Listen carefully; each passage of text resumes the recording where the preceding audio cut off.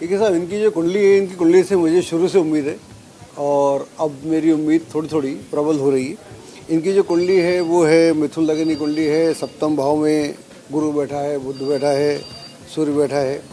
वर्तमान में शुक्र में बुध की महादशा है, यह स्थिति है इनकी। और इस चुनाव में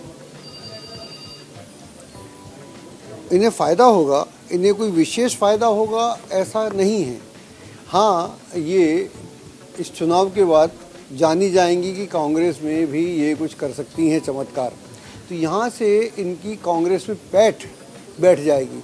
अभी ये पार्टी में इसलिए है क्योंकि एक परिवार को बिलोंग करती हैं और परिवार में जो भी होता है वो आ ही जाता है।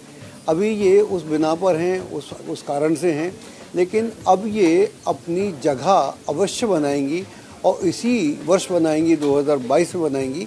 और इनका जो वर्ष शुरू होता है जीवन का गोल्डन टाइम, वो 2024 से शुरू होता है और फिर ये वे चलेंगी तो राहुल गांधी को बहुत बहुत पीछे छोड़ देंगी और बहुत आगे बढ़ती ही चली जाएगी। 2024 में लोकसभा के चुनाव होने और वहीं तभी से आपको उम्मीद ज्यादा दिख रही है प्रियंका गांधी वाड्रा के लिए।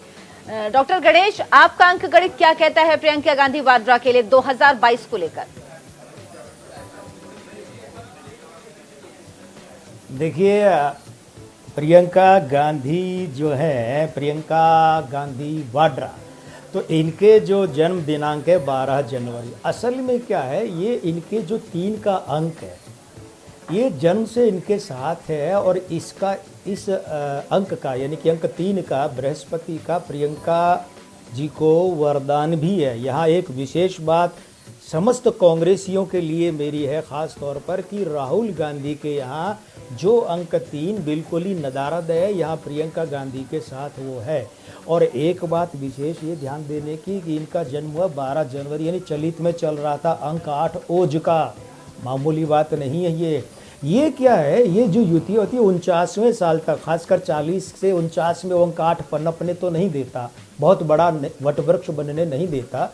लेकिन ये बात भी सत्य है कि मैं भाभी जी की बात को इत्तेफाक रखते हुए आगे बढ़ाऊंगा कि इनके जीवन में जो 50 का दशक है, 50 में से 59वां वर्ष, ये 10 वर्ष इतने बढ़िया और इतने बड़े रहने हैं।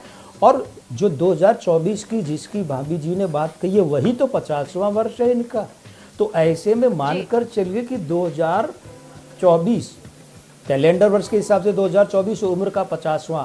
और इसीलिए कांग्रेस की अगर भविष्य की उम्मीद है तो प्रियंका गांधी है। लेकिन रुकिए, 2 बातें और बोल दूं फिलहाल। एक बड़ी बात तो उत्तर प्रदेश के हालिया विधानसभा चुनाव, क्योंकि ये वहाँ की प्रभारी है इसलिए इनके संदर्भ में हुआ, तो इस राज्य में कांग्रेस की दुर्दशा होने से वे नहीं रोक पाएंगी, एक बात।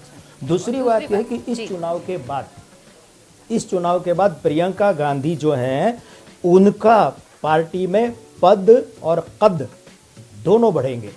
और साथ ही साथ में एक विशेष बात 2022 में, क्योंकि 2022 में जिन स्त्रियों का नाक से स्वर आता है, राजनेता स्त्रियों का नाक से आवाज़ आती है, और जिनके यहाँ स्त्रियंक नाक के स्वर में खराब हो गया है, चूंकि उनमें से एक प्रियंका गांधी है, तो इन्हें ये ध्यान देना है कि निजी जीवन में पति से संबंधित कानून व्यवस्था की स्थिति खड़ी हो सकती है, झटका लग सकता है।